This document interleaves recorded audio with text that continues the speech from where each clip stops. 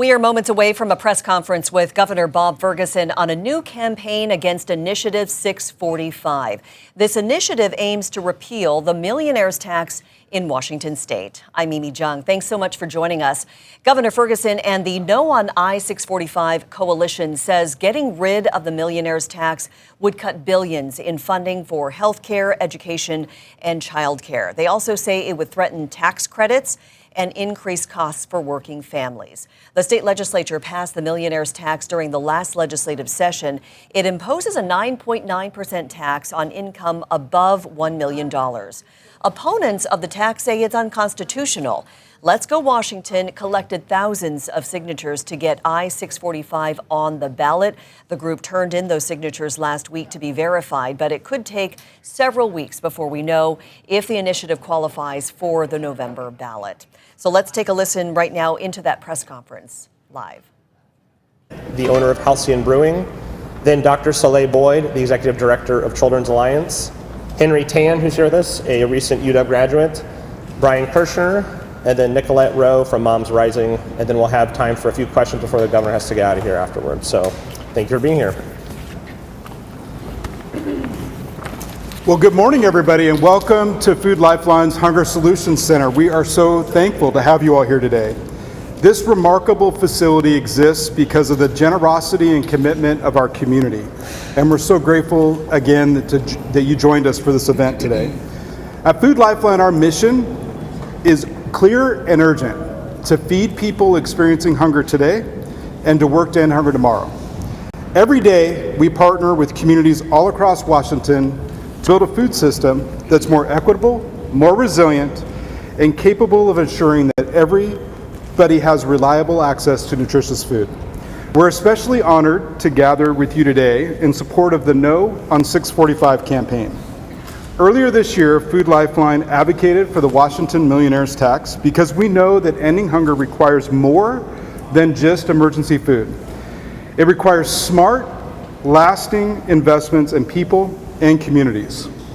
The investments made possible by the millionaire's tax will support programs and initiatives that directly address food insecurity and help ensure that every Washingtonian has an opportunity to thrive. One example is the universal school meals. By fully funding breakfast and lunch for every K-12 student in Washington, we can ensure that every child has access to nutritious food throughout the school day. The research shows that when there's a universal school meals in place, not only does student learning improve and academic success, but also it reduces a household's food insecurity rate by nearly 20% by those families most at risk. From Food Lifeline's perspective, in our partner network of more than 300 organizations that serve their local communities, the stakes of this initiative could not be any higher. Today, one in eight individuals that live in Washington is food insecure, and 1 in 6 children. We believe Initiative 645 would jeopardize the critical investments that help address these challenges and would make it harder for too many of our neighbors to put food on the table. That's why Food Lifeline is proud to stand with so many partners across Washington in support of the No on 645 campaign. It's now my honor and privilege to introduce a leader who has consistently championed investments to strengthen families, expand opportunity, and build healthier communities throughout our wonderful state. Please join me in giving a warm welcome to Senator Bob Ferguson. Senator, okay. Governor Bob Ferguson. We have 2 wonderful U.S. senators in Washington State and many, many wonderful state senators in Washington State. But give it up for Food Lifeline and all that they do for our community and for hosting us here today. We so appreciate it. And thanks to all of you for joining us. It's wonderful to see you all. Look, Washingtonians are going to be facing an important choice in November regarding the future of the millionaire's tax. It's essentially a choice between moving our state forward by making life more affordable for Washingtonians and giving 138,000 business owners a tax break, or going backwards, rolling back tax breaks for small businesses and seeing costs go up for Washingtonians. It's a choice between investing in our kids' education, and it's great to see some kids here today, by the way. It's a choice between investing in our kids' education and childcare access and affordability, or going backwards with cuts to education and limiting access to childcare. In short, it's a choice between the future and the past. I am confident Washingtonians will see through this attempt to roll back our progress, because that's what they have done before. Hedge manager Brian Haywood is, of course, behind this initiative. It is not his first rodeo. 3 prior attempts he has made to roll back progress in Washington state. Capital gains tax, he put that on the ballot. 64% of Washingtonians rejected his attempt to roll that back. The Climate Commitment Act, once again, over 60% of Washingtonians rejected his attempt to roll that back. Washington Cares, 55% of Washingtonians rejected that attempt to roll back progress. In other words, he's 0 for 3. He is struck out. He's back at the plate again, which is absolutely his right. But it is clear that while Brian Haywood has a vision for this state, it just happens to be a vision that the people of Washington repeatedly reject overwhelmingly. That average rejection is 60%. It is difficult in today's society that is very divided to find 60% of the people of any state who agree on anything. But each time they agree on is that vision is not the vision they want. They want to invest in Washington state in their kids. They want to invest in childcare. They want to create tax breaks for small business owners. They want to make sure we have a working families tax credit that helps working people make life more affordable. They want to see sales tax rejected on items like baby diapers when they go to the store. That's the vision that we have, and that's the choice that's going to be before Washingtonians this November. A couple things I just want to add before I turn it over to the other speakers who will talk in more detail about the millionaire's tax and what it does. First of all, I think $1 million is the right amount for where this tax applies. Income on $1 million. It does not apply to your property, $1 million. And it goes up a little bit each year based on inflation. I've made it clear I would veto any legislation that tried to lower that amount, and I'm just reaffirming that once again today. Number 2, one thing I like about campaigns is campaigns offer a choice. Campaigns offer a contrast. And I think it's really, really important for campaigns to be very clear about what the contrast is. And let's be honest, what's before us in November, the contrast could not be clearer. Look, do Washingtonians want to see a tax break for over 100,000 businesses? For many small businesses, most small businesses, they won't pay the B&O tax at all because of the revenue from the millionaire's tax. Our K-12 education system will see massive investments to keep our classes small and provide opportunities for young people all across our state. Nearly 500,000 families in Washington state, 500,000 families will receive a working families tax credit. That's an annual check every year between $300 and $1,300 every single year to make life more affordable. If you're watching this press conference right now, you will benefit from this if you're a business owner. You'll benefit from this if you're one of those 500,000 families. You will benefit from this if you have a kid who's in our education system. You will benefit from this in so many ways, and that's what I love about this campaign. We have a choice. And our job is to communicate that choice very, very clearly to the people of the state of Washington. I think we'll prevail on this because the people of the state of Washington have demonstrated over and over and over again, when presented with a clear choice like this, they vote with their values. And that's what's going to happen again this year. I just want to thank everybody who's turned out today on this really beautiful day to support these efforts. And I'm going to turn it over now to our next speaker, who will speak about perspective from a business owner as well. Thank you all so much.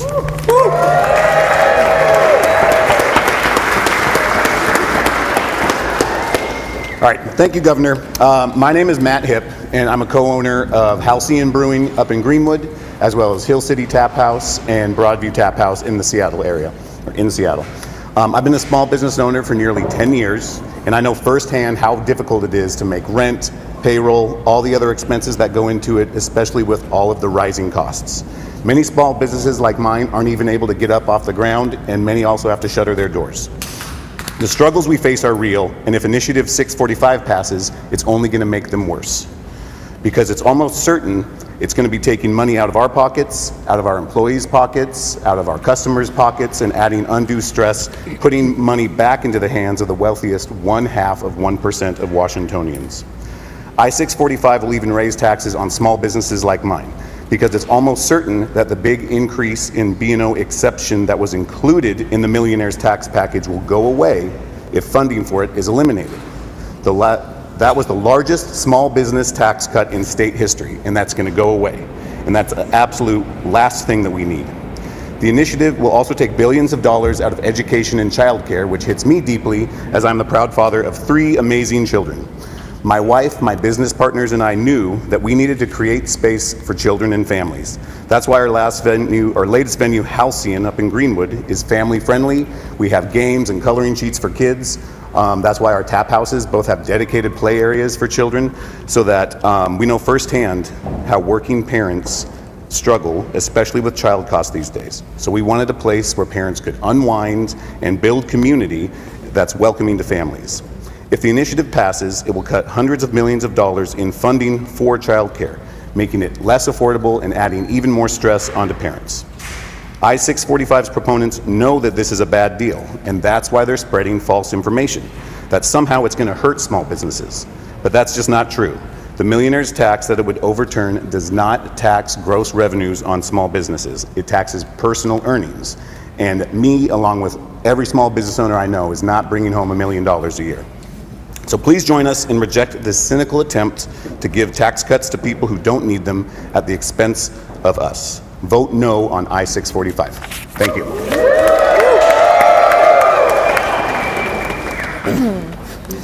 Good morning. It's wonderful to be with you all. My name is Dr. Soleil Boyd. I am the Executive Director of Children's Alliance, a statewide nonpartisan child advocacy organization.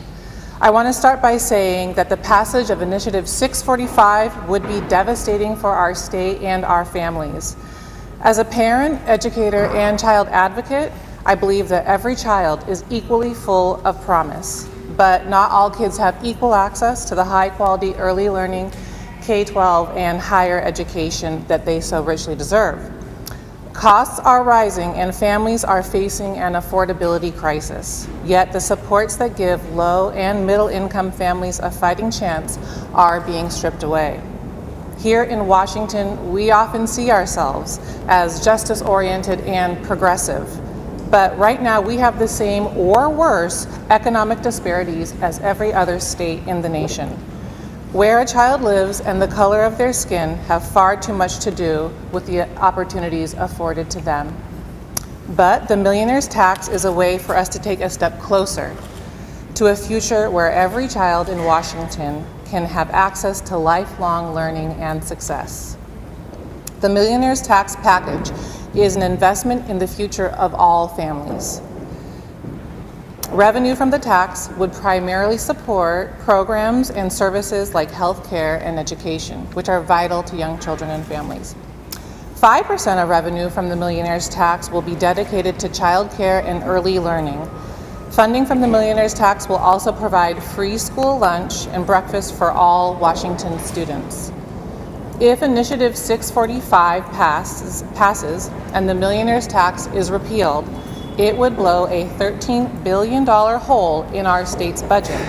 It would eliminate funding for early learning programs that have been put on hold already or faced funding cuts for the last several years. As a former preschool teacher, I know how impactful early learning programs are for kids and families. It's hard to overstate how devastating these cuts would be to families that rely on them or to kids whose futures we are shortchanging in order to give another tax break to the wealthy few. That's why I'm joining with all of you and families and advocates across the state to urge a no vote on Initiative 645. Thank you.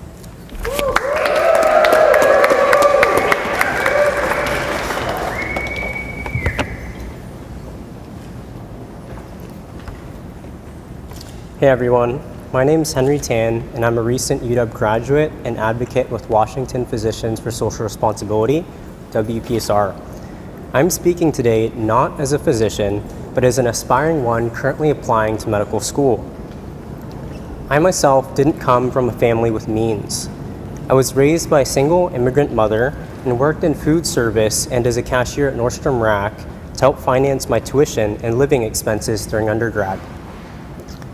As a pre-med, I was also a volunteer with U District Street Medicine at Tent City 3, a dry, city-sanctioned homeless encampment where I worked with the medical team to distribute health supplies and provide foot care.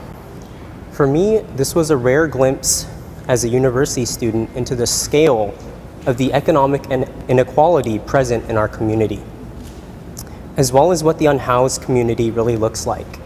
Incredibly diverse, multi-generational, spanning elderly that can't live off Social Security all the way to very young children. This is what most surprised me.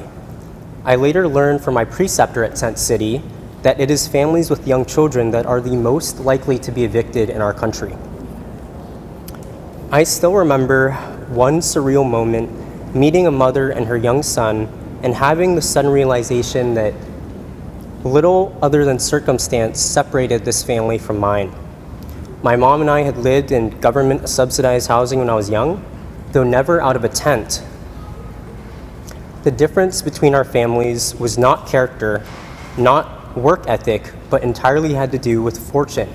The fact that those most struggling in our communities, like those living in Tent City, pay the largest proportion of their income to the public good over those that have profited the most in our community is a structural injustice.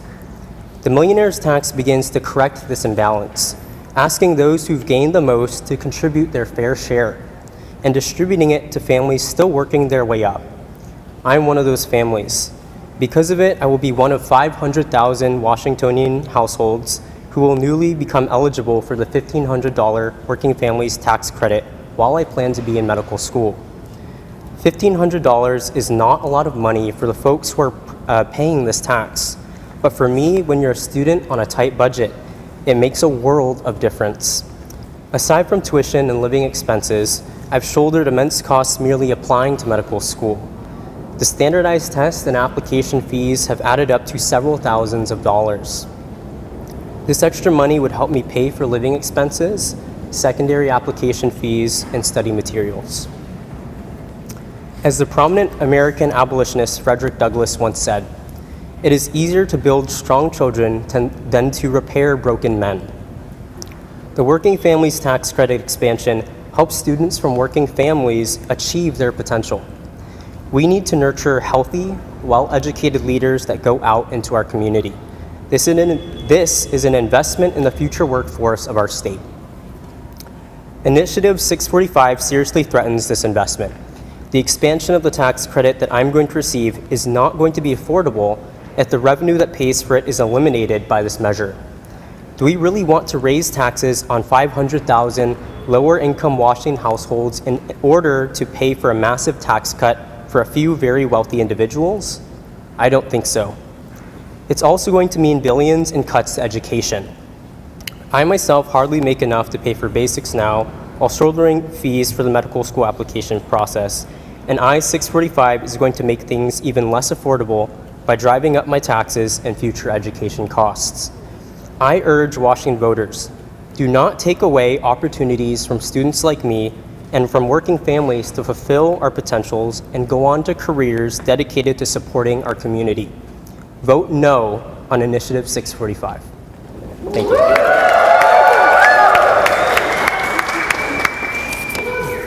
Good morning. My name is Brian Kirshner. I'm a tech executive in Seattle who works in AI.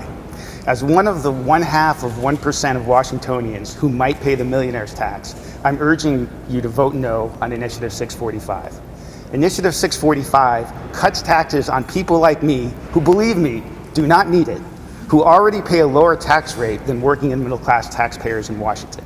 And no one should believe Brian Haywood's false promise that the tax cuts included in the millionaire's tax package can be retained if the revenue that paid for them goes away.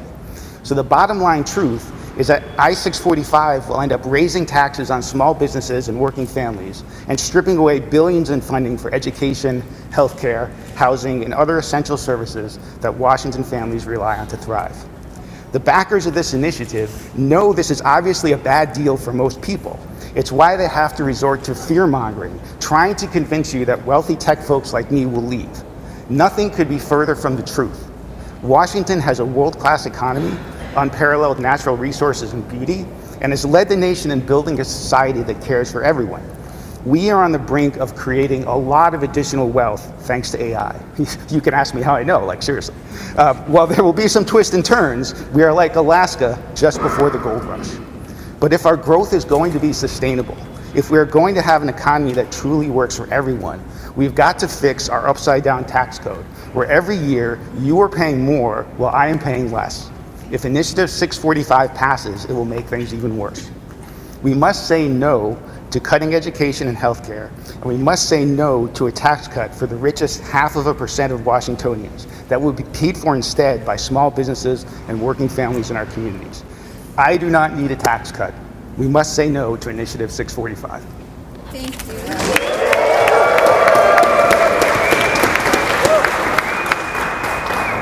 Hi everyone, my name is Nicolette Rowe and I'm a super proud grassroots leader with Moms Rising.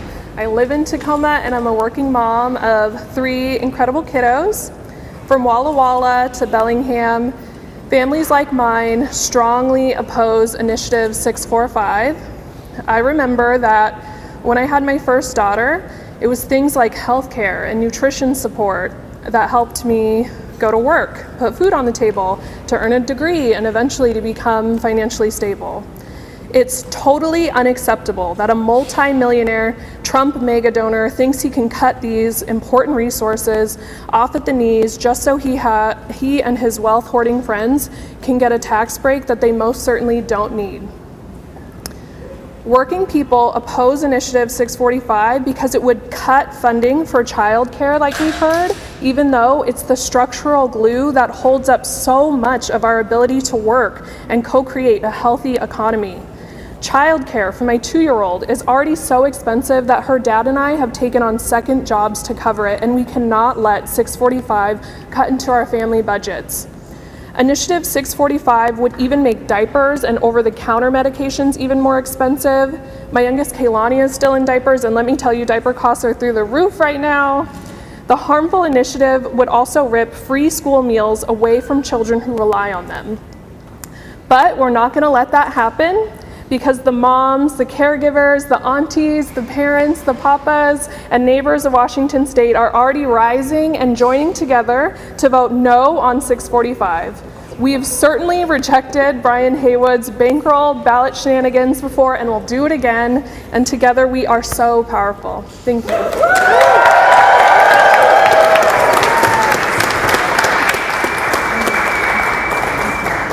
Thanks so much to all our speakers, and I think we're ready to take some questions now, and I'll invite the other speakers to help with answering questions as well. I'll just go right around the room. Yes. Governor, Microsoft was last week one of the latest big employers to announce layoffs. Washington's unemployment rate is the 2nd highest in the nation. Do you worry that these programs that you're speaking about will be overwhelmed and people don't have the jobs to support their families? Is that the last part again? Do I worry which now? Do you worry that these programs that we're talking about today will be overwhelmed if people don't have the jobs to support their families? Do I worry the programs will be overwhelmed? No, what I worry about is we won't have the resources to fund critical programs when people need them, right? That's what I worry about. And that's what's going to happen if Brian Haywood has his way. So you've heard from all the speakers about the whole range of things that we do with the revenue from the millionaire's tax. Those things are essential, from whether it's safety net or the working families tax credit to help the future doctors of our state, right? Or folks who want to buy the diapers for their kids, right? We need those investments, and so I think the choice is pretty clear. And I will just say overall, and I think Brian, you alluded to this, in Washington State, it's a great place to do business. We just moved up 3 spots in the national rankings on CNBC from 14 to number 11 just last week. I think I saw a report that came out for gross domestic product. Washington State is literally number 1 in the entire country for the first quarter this year, more than double the national average. Like, we're doing pretty well. There's always challenges, but we're doing pretty well. But this choice here is going to be key for all the voices you heard and for so many working families across the state. Yes? Whether or not this initiative passes, there will need to be cuts in next year's budget and then potentially the next biennium. Yeah. What do you say to progressives running, some of them like the one challenging Senator Peterson, who say the millionaire's tax was too little, too late? That's a campaign debate in that campaign, for example. I think what you're seeing here with the support is folks are very excited about the millionaire's tax and the very good things the millionaire's tax does with that revenue. And so what I say is we have a choice before us in November. I'm very focused on that choice. Everybody here is very focused on that choice. whether we're going to preserve those funds that do such good things for so many people across the state and for businesses, or we don't. And so that's where my focus is right now. Yeah. Governor, you've addressed some of the arguments for the millionaires tax and against the millionaires tax, but you know that there's been an argument that the state is in this position in the first place because there's not a revenue problem, there's a spending problem. So can you make some sort of guarantee that if the millionaires tax is upheld, there just won't be more spending with this revenue? That there won't be more spending with this revenue. Well, to be clear, Chris, right, when the revenue comes in, a little over $3 billion a year, we've been very transparent what we're going to do with that revenue, right? That revenue is going to go back into working families, to small businesses for tax breaks. So that's how we're going to utilize those dollars to build up our K-12 education system. So that's our promise. That's why we were very transparent throughout the legislative process saying these dollars are specifically earmarked in this way. You don't pay those baby diapers because the revenue we're taking from the millionaires tax goes to cover the cost of that sales tax. You get that working families tax credit to help you get through your education and apply to medical school because that is specifically earmarked in the legislation. So it's not just $3 billion that kind of goes to the general fund to see what happens. We're pretty transparent about what it does, and that's why I think we're going to be successful, that there is a very, very clear choice. We've been very, very transparent about where those dollars go and who pays for it. And I think when that choice is before the voters, I'm confident they'll see that they want to preserve that funding for families all across the state. Yes. Oh, sorry, let's go. I'll keep going over. Yeah, go right ahead. There are stories out there about millionaires saying they're going to leave the state and homes in their income bracket going on the market. What do you think of those stories and those reports? Yeah, and Brian may want to add to it as well. So I'll just start, but maybe Brian, feel free to add. I guess a couple things I'll say. Number one, for any state, people leave, people come in. We're lucky in Washington State that more people want to come into our state. Let's start with that. Number two, people come into states and leave states for all kinds of reasons. What I'll say is, in looking at, say, the state of Massachusetts, which essentially adopted a millionaire's tax a couple of years ago, I think it is, they've not seen data that shows there's been some exodus of people from the state of Massachusetts. Quite the opposite. I look at things we've done, I rattled off a few things we've done on capital gains tax and other things. Despite that, our economy's booming in Washington State. We're moving up in the rankings for best states to have a business, right? In measure after measure after measure, Washington's doing very, very well. We have our challenges like every state does, but trust me, just about any state in the country would love to trade places with us, okay? Take my word for that. So, nobody knows the answer to that question. People leave for lots of different reasons, and again, arrive for different reasons, but we're fortunate to have a state that is thriving from that perspective, that more people want to be here, and maybe I'll see if Brian wants to maybe add, because you've got a certain perspective as well. Yeah, absolutely. So I think it's important to remember that even for us tech workers, making $1 million in regular income in a single year is often a pretty rarefied event, right? But lots of us tech workers want to buy houses much earlier in our career than we ever make that much money. And today in Seattle, your housing dollar goes literally twice as far as it goes in San Francisco. So if you want to think about this talking point about $3 million houses are selling because rich people are leaving. Now, if somebody buys them, that means another rich person's moving in. But let's go with the nightmare scenario. Like the price drops. So now in Seattle, you can get what would cost you $6 million in San Francisco for $2 million. You want to talk about tech recruiting? Buckle up. Yes. You said that you would not increase the threshold of millionaire's tax. You would oppose an increase, in other words, to it affecting more people. I would veto any legislative action that lowered the threshold below the $1 million, which obviously goes up a little bit each year based on. There are some people in your party, I think, who might be wanting to propose other tax increases on businesses or residents in the coming legislative session. That could affect a lot of people. Are you committing to, and I think you said you will propose those in the upcoming budget. Are you committing to veto additional revenue in the upcoming legislative session?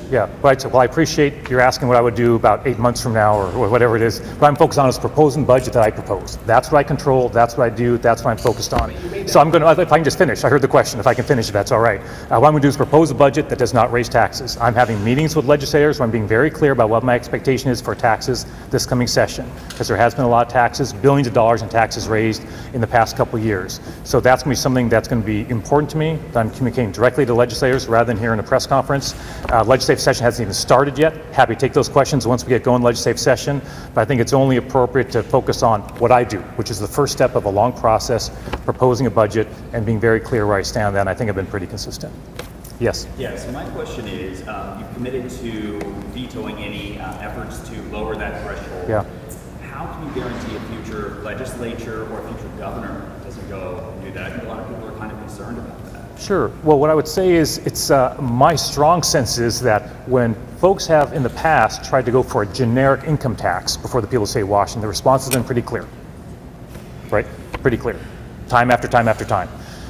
So what's obviously different here is the number of people paying this is about 0.5%, right? Folks like Brian, who's kind enough to be here today and supports what we're trying to do. And so I think folks understand the reality in Washington state of what the voters want. And so what I think is they understand there's an upside down tax system. They understand we have the need to invest in our kids and our future and small businesses all across our state, and that this is a revenue source that comes from a very, very small number of individuals. And so, look, there was a lot of debate in the last legislative session, so I'm confident the legislature understands how we need to handle this. And I've been very clear that as long as I'm governor, and I hope to be in this job for quite a while, that's my approach. Let's do one more question. Like we can do a couple more folks have them, yeah, but we'll do a few more. Go for it, yeah. Do you plan to contribute financially to the campaign?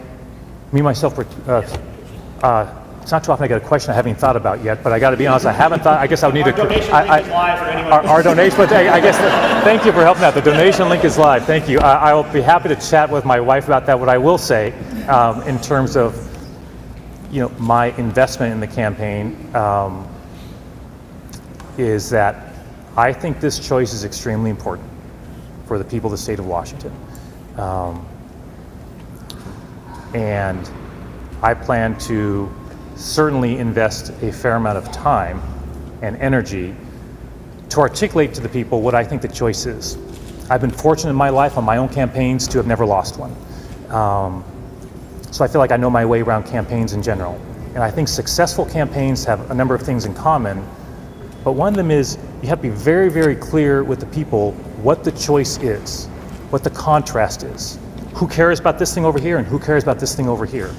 And the reason why I wanted to be here today is because, look, there is an extraordinarily clear choice on this ballot measure. It is rare to have a choice that is crystal clear as this one is. And it is all of our jobs, so I appreciate so many people being here, right? Folks who just have their lives, who are taking time to be here, to put a face to that choice. And I'm confident that if we all do our work and articulate that choice very, very clearly, that will prevail. And so that's an investment that I certainly plan to make across the state and look forward to. I think the campaign is one that I'm looking forward to because I think I do think it's a critical junction for the future of our state, and I'm confident where we're going to end up. Maybe a couple more folks have them? Yeah. There was some chatter about the potential impact on sports teams, recruiting, the potential future of the Supersonics because of the millionaire's tax. Are there any updates on that, any updated conversations about that? I am confident the Seattle Supersonics are going to return to Seattle. I mean, the whole idea that a millionaire's tax is going to alter, we're literally in the golden age of sports in Seattle right now. We're in the golden age. World Cup, the world just saw Seattle and Washington State. The reviews are literally rave reviews for our state and the beauty of our state. It's why folks want to stay here, right? It's a big reason for that. And so somehow teams like the LA Lakers have folks like LeBron James who pay an income tax and they still choose to live in California, or Steph Curry, okay? Somehow they manage that. And so I'm confident we'll manage that here in Washington State as well. And look, it's right now it's a golden age for sports, but I'm focused on the sports side on bringing the Sonics back and hoping to have a press conference sometime in the not too distant future we can celebrate that as well. Let's do maybe just last two. Yeah, go for it. Do you look forward to maybe personally debating Brian Haywood on this?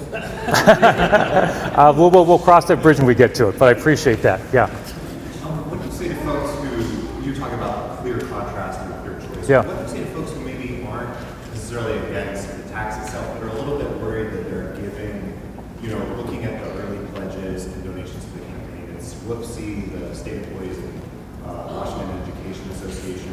What do you say to folks who are a little bit worried when they look at the last few years with big contract bargaining agreements approved by your predecessor, and then cuts to programs, like food programs? What do you say to folks who are worried that the contrast is actually a little bit more about giving the state carte blanche, the state legislature carte blanche to continue expanding bureaucracy, but then when the money slows down, it's going to slow down, that cuts to programs keep coming like they have in the last few years? So I'm glad you asked the question. I'll try to be even more crystal clear. So just to rephrase the question, like, hey, if folks are worried about, hey, the dollars that come in go to a state bureaucracy as opposed to helping people out. We had a very robust debate in the last legislative session about where the dollars would go.